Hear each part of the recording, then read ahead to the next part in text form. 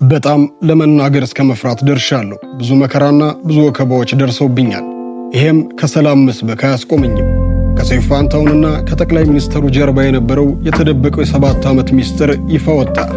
አብርሃም ወልዴ ላይ የተሸረበው ሴራና ሰይፉ ፋንታሁን በቤተ መንግሥት ያደረገው ቃለ መጠይቅ፣ ከቤተ መንግሥቱ ውዳሴ እስከ መንግሥት ጥርስ መነካከስ፣ በኪነ ጥበቡ ዓለም ስማቸው ገዝፎ የሚጠራው ሰይፉ ፋንታሁንና አብርሃም ወልዴ በአሁኑ ሰዓት ከመንግሥት ጋር እንዲጋጩ ያደረጋቸው እውነተኛ ሚስጥር ምን ይሆን? ከ6 እና 7 ዓመት በፊት በቤተ መንግሥት የተደረገው ከባድ ድራማ ዛሬ ይጋለጣል። የባላገሩ ቴሌቪዥን መዘጋትና በልዩ ሁኔታ የተጣለው ከፍተኛ የግብር ዕዳ በስተጀርባ ያለው እውነት ምንድን ነው? ዛሬ ከመጋረጃ ጀርባ ያሉትን ያልተሰሙ ሚስጥሮችን ይዘንላችሁ ቀርበናል። እስከ መጨረሻው አብራችሁን ቆዩ።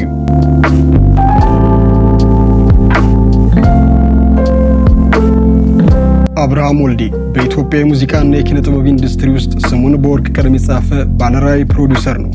በሬዲዮና በቴሌቪዥን ካዘጋጃቸው በርካታ ጥራት ያላቸው ፕሮግራሞች ባሻገር በሸወድኳቸውና አጣብቂኝ ድራማዎቹ ላይ በትወና ብቃቱ የኪነ ጥበብ አቅሙን አስመስክሯል።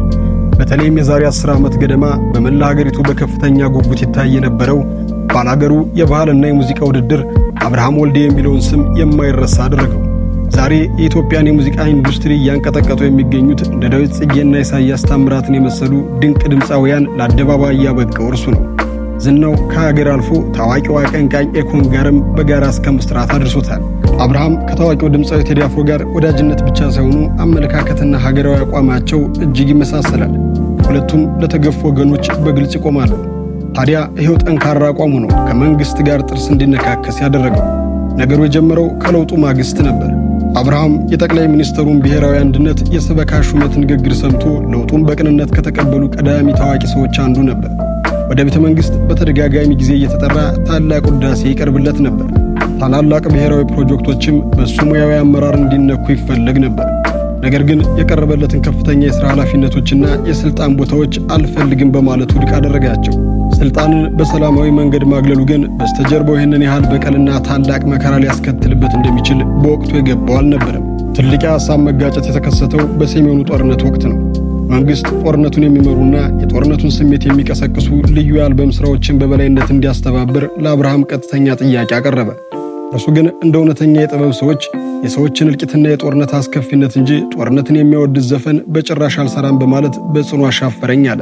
አልፎ ተርፎም ጦርነቱን ለማስቆም ከአንድ የቅርብ ጓደኛው ጋር በመሆን ከአፍሪካ መሪዎች ጋር በመተባበር በኢትዮጵያ ታላቅ የሰላም ፌስቲቫል ለማዘጋጀት ቢቃረቡም ከመንግሥት በመጣ ቀጭን ትዕዛዝ እንዲያቆም ተገደደ።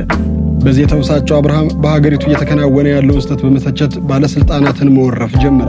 ሁሉም ድምፃዊ ያለ ዘመቻው ማበረታቻ ዘፈን እንዲያወጡ በተላለፈበት ወቅት አብርሃም ለዳዊት ጽጌ በደረሰው አንቺን ብዬ ግጥም ውስጥ በድህነቷ በወሬ ምታት ተዋት ፈትኗት ያድዋን እናት በማለት ለሚሰቃዩት የትግሬ እናቶች ያለምንም ፍርሃት ተቀኘ። ይህ አቋሙ በባለሥልጣናት ዘንድ ሙሉ በሙሉ ጥርስ እንዲነከስበት አደረገው። ይሄ ብቻ አይደለም። የባላገሩ ቴሌቪዥን የኦርቶዶክስ ተዋሕዶ ቤተክርስቲያን ሥርዓቶችን በነጻነት ማስተላለፉ የመንግሥት የደህንነት ሚዲያ መዋቅር ውስጥ ከፍተኛ ጫና ፈጠረበት። በመቀጠልም የፖለቲካው አካል የገቢዎች ሚኒስቴር አምባሳደር እንደሚሆን የጠየቀውን ጥያቄ ውድቅ አደረገ።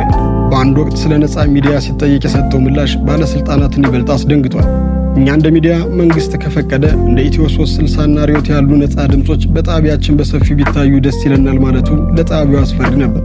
በመጨረሻም የአብርሃም ጠንካራ ማንነትን ለመስበር የታቀደ ከባድ ሴራ ተጠነሰሰ።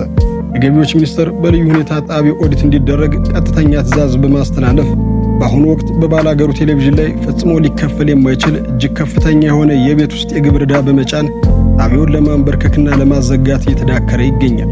ታዲያ ይሄ በቀልና የስልታዊ ጫና ድራማ በአብርሃም ወልዴ ላይ ብቻ ያበቃል። ወደ ተወዳጁና የብዙሃን እንባ በመጥረግ የሚታወቀው ጋዜጠኛ ሰይፉ ፋንታሁን ላይም ተሻግሯል። ይሄ ጥልቅና ድብቅ ሚስጥር የሚጀምረው ከ6 ዓመት ገደማ በፊት ነው።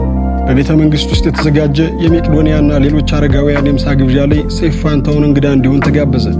ሰይፉ ፋንታሁን ለመቄዶንያ ልዩ ፍቅር ስላለው እንግድነቱን ተቀብሎ በቦታው ተገኘ። ነገር ግን ያልጠበቀው ነገር ተከሰተ። በጠቅላይ ሚኒስትሩ ቀጥተኛ ጥያቄ መሰረት ቃለ መጠይቅ አድርግ ተባለ። እሱም በወቅቱ ጥያቄያቸውን ተቀብሎ ቀለል ያሉ ጥያቄዎችን እያቀረበና እየተጨዋወተ ካሳለፈ በኋላ ስለኔ ፕሮግራም ምን ያስባሉ ብሎ ሲጠይቃቸው በሚሊዮኖች በሚከታተሉት የሰይፉ ሾው ላይ ጠቅላይ ሚኒስትሩ ግንኙነቱን ሙሉ በሙሉ ያሻከረና ክብሩን የነካ ጠንካራ ዘለፋ በአደባባይ ያወረዱበት። ጠቅላይ ሚኒስትሩ ቃል በቃል ከልደታ ሰፈር እንደወጣ አውቃለሁ፣ ከዛ ችግር ወጥተህ በዚህ ልክ ሳቅና ጨዋታ አያስፈልግም፣ ፕሮግራምህን ወደ ቁም ነገር ቀይረው፣ እድሜህም እየሄደ ስለሆነ ዋዛ ፈዛዛ አያስፈልግም፣ የተቸገሩትን እርዳበት በማለት ካለ ስሙና ካለ ግብሩ በአደባባይ ያጣጣሉት። በበጎ አድራጎቱና ሰዎችን በሚስጥር በመደገፍ የሚታወቀው ሰይፉ በዚህ መልኩ በመደፈሩ የብዙዎችን ቁጣ ቀስቅሶ ነበር። ይሄ ክስተት በሁለቱ መካከል ትልቅ የጥርስ መነካከስ አጀንዳ ሲፈጥር ሰይፉ ከዛ በኋላ እግሩን ከቤተ መንግስት ሙሉ በሙሉ አራቀ። ጠቅላይ ሚኒስትሩ በተለያዩ አጋጣሚዎች ደጋግሞ የጥበብ ሰዎችን ቢጋብዙም እሱ ግን በቦታው አልተገኘም። በመንግስት የሚሰሩ መሰረተ ልማቶችን የኪነ ጥበብ ሰዎች እየጎበኙ ሲያሞጋግሱም ሰይፉ አንድም ቦታ ላይ ተገኝቶ ሐሳብና አስተያየቱን አልሰጠም። ብዙ መድረክ ላይ የመገናኘት እድል ቢኖረውም ከጠቅላይ ሚኒስትሩ ጋር ላለመገናኘት እግሩን ከመጓዝ አግዶታል። ታዲያ ለመጀመሪያና ለመጨረሻ ጊዜ በድንገት ቃለ መጠይቃቸውን እንዲሰራ በተደረገው ኢንተርቪው የአረብ ቴሌቪዥን ጣቢያዎች ዜና ሰርተው ሲዘግቡት እሱም ያንኑ ዘገባ እንዲያስተላልፈውና እንዲያሰራጨው ተደርጓል። የሰይፉና የመንግስት ግንኙነት ሙሉ በሙሉ የሻከረው በሰሜኑ ጦርነት ወቅት ነው። በርካታ አርቲስቶች ከመንግስት ጎን ቆመው የጦርነት ቅስቀሳ ሲያደርጉ፣ ሰይፉ ግን ስለ ጉዳዩ ትንፍሽ ሳይል በንጹሃን ሞት፣ ግፎችና መፈናቀሎች ላይ ለህዝብ ድምፅ ለመሆን ጥረት አድርጓል።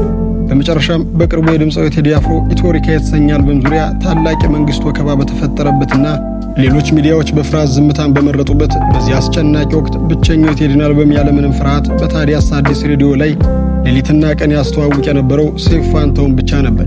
ይሄ ድፍረቱ የመንግስትን ጫና ጥሶ የቴዲን ሀገራዊ ሐሳብ እንደመደገፍ ተቆጥሮበት በአሁኑ ወቅት በባለስልጣናት ፊት ተለይቶ ጥቁር ነጥብ ተቀምጦበታል። በሌላ በኩል ፕሮዲውሰሩ አብርሃም ወልዴ በደረሰበት ወከባ ዙሪያ ሲናገር በጣም ለመናገር እስከ መፍራት ደርሻለሁ፣ ብዙ መከራና ብዙ ወከባዎች ደርሰውብኛል፣ ይሄ ግን ከሰላም መስበክ አያስቆመኝም በማለት የጭንቅ ዘመኑን ይገልጻል። ባላገሩ ቴሌቪዥን ምናልባትም ቀደም ሲል የደረሰው የአሻም ቴሌቪዥን አስከፊ ጣፈንታ ሳይደርሰው አይቀርም ተብሎ ይፈራል። ይህ ጣቢያ ለመቄዶንያ የገቢ ማሰባሰቢያ ያለምንም ክፍያ ሙሉ ስርጭቱን የለቀቀ፣ ታላላቅ ሃይማኖታዊ ስነ ስርዓቶች ሲከወኑ ብቸኛ ታማኝ ማስተላለፊያ ሆኖ ያገለገለ እውነተኛ የማህበረሰብ ወገን ነው። የእነዚህ ነገሮች መደራረብ የመንግስትን አላስፈላጊ ጥያቄዎች ውድቅ ማድረጉና ግፎችን በግልጽ ማውገዙ ለዚህ ከባድ ፈተና ዳርጎታል። ታሪክ እንደሚያስተምረን እንደ ታዋቂው ሰዓሊ ፓብሎ ፒኮስ፣ ፍሪዳ ካሎ፣ ቶልስታይና ቤቶቨን በሙዚቃዎችና በቃላቸው ፍትህን የሰበኩ የጥበብ ሰዎች በሙሉ ለዘመናቸው እውነተኛ ህሊና ነበሩ። አርቲስት ለእውነትና ለፍትህ የዘመን ህሊና ነው። እንደዚህ ያለ አርቲስት ሲያልቅ ዘመን አያልቅም። ዘመን ግን እሱን ማለፍ እንደማይችል ይማራል። ጥበብ ለስልጣንና ለጥቅም ሳታሸረግድ ለእውነተኛ መቆም ስትችል ክብሯ ከፍ ይላል። እንደ አብርሃም ወልዴና ሰይፉ ፋንታሁን ያሉ ባለሙያዎች ለህዝብ ድምፅ ለመሆን የሚከፍሉት ዋጋ በታሪክ የሚዘከር ነው። እናንተስ አርቲስቶችና የኪነ ጥበብ ሰዎች በዚህ አስቸጋሪ ጊዜ የህዝብ ድምፅ መሆን አለባቸው ወይስ ራሳቸውን ከፖለቲካ ማራቅ አለባቸው? ሰይፉና በአብርሃም ላይ እየደረሰ ስላለው ጫና ምን ታስባላችሁ? ሐሳባችሁን በኮሜንት አጋሩን። ቪዲዮውን ላይክ፣ ቻናሉን ሰብስክራይብ በማድረግ ቤተሰብ ይሁኑ።